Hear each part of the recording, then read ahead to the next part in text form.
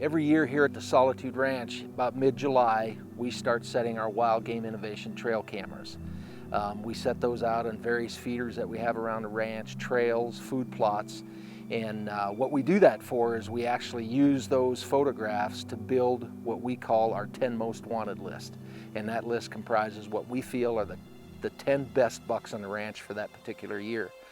So Jay Norman, one of our ranch hands here, one of his responsibilities to get those trail cams set out. And on one of his routine rounds that he made, he had seen a deer that he felt was probably the biggest buck that he's seen on the ranch since Jay's been here. And so that caused him to get into that area and set up a wild game trail camera to try to capture a picture of this buck. And lo and behold, a couple days later, he captured a picture of a deer that just blew us away. When we seen it, that picture spread through our Intrepid team like wildfire. I mean, this was the largest buck anybody involved with the ranch or Intrepid Outdoors has seen on this particular ranch here at the Solitude. So it got us all fired up.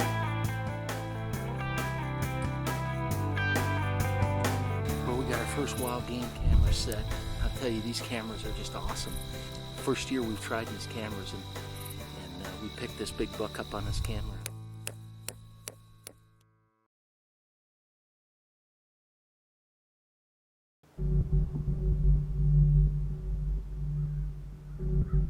Three little bucks out in that grassy field out here.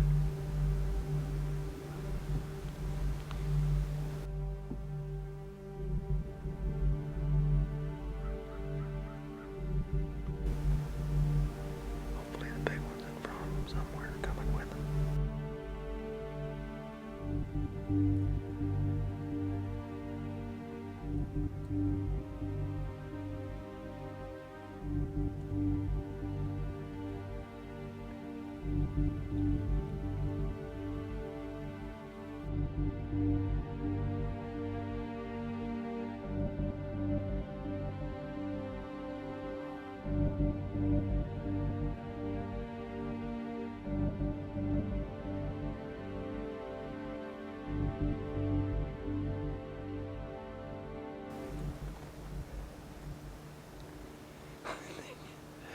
That buck is an absolute pig.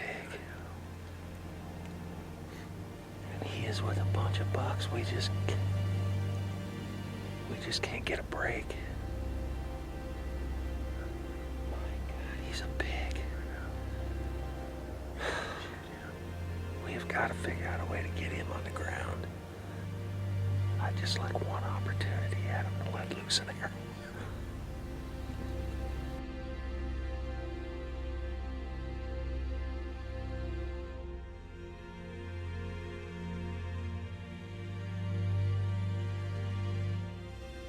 Well, it's day 12 of the 2010 deer season, archery deer season in Wyoming.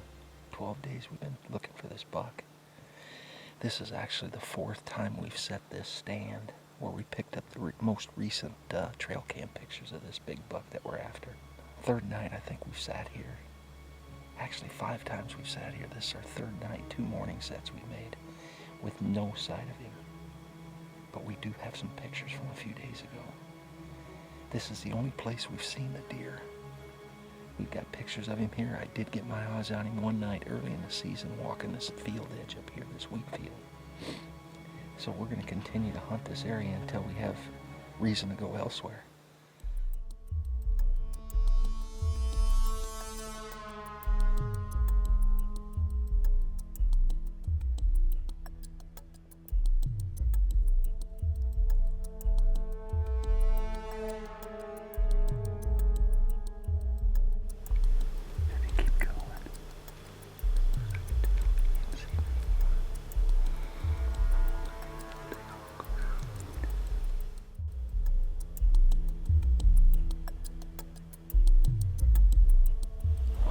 We finally seen him. He come up out of here where we thought he's been bedding. But he worked that whole field edge right there. Worked his way up here. We kept thinking he was going to turn and come in here. He kept looking our direction. But him and another buck kept following that field line, and where we walked in, I think they kind of freaked out a little bit.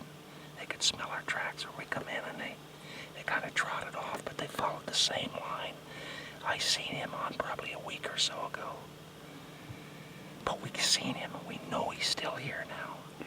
So it's gonna happen. It's gonna happen. It just keeps getting closer and closer and closer all the time, and we're gonna get there.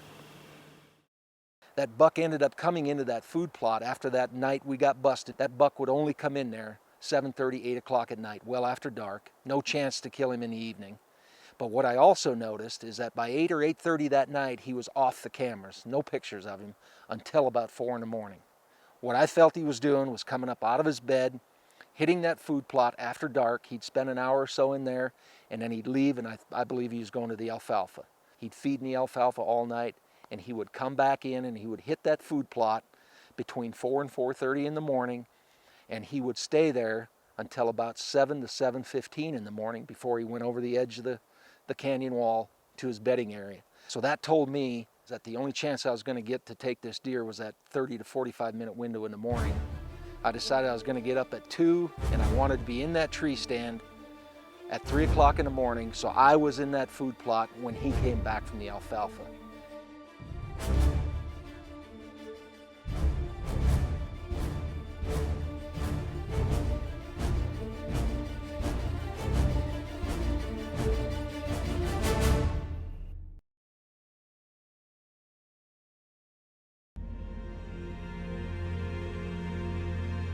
I knew that I had to be in that tree stand before 4 a.m. when he come out of the alfalfa. And I'm in the tree at 3:05 in the morning, and it's kind of moonlit out. I mean, I can see pretty good. And I look out in the food plot and I can see what I think are a couple of deer out there. I put my glasses up, my binoculars. It was him. It was a big buck and his 150-inch buddy. 2 a.m. we got up. We were in the tree at 3. We had deer in the food plot in the moonlight at 4:30. They busted us, got behind us, got our wind busted, cleared the food plot. 5:30, this guy walks out, and we must have had 15 deer in the food plot this morning. He come out, he was out here in the road, and was kind of heading towards off into the canyon where they bed. And the deer started getting nervous, man. One was starting to blow behind us. These ones were getting nervous. He was getting nervous. I knew the camera light probably wasn't good, but we've been chasing this buck so long. I put my bow up, I got the pin on him, and I turned it loose. And the man is down right here. We spined him.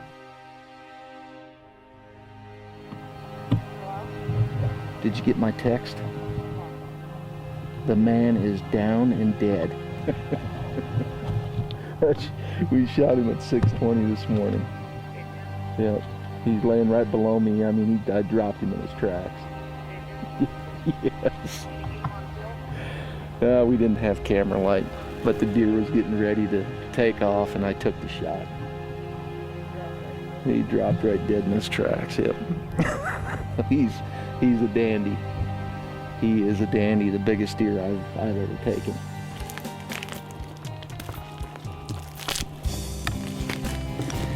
Well, we climbed that tree for the last time this year, Keith. Yep.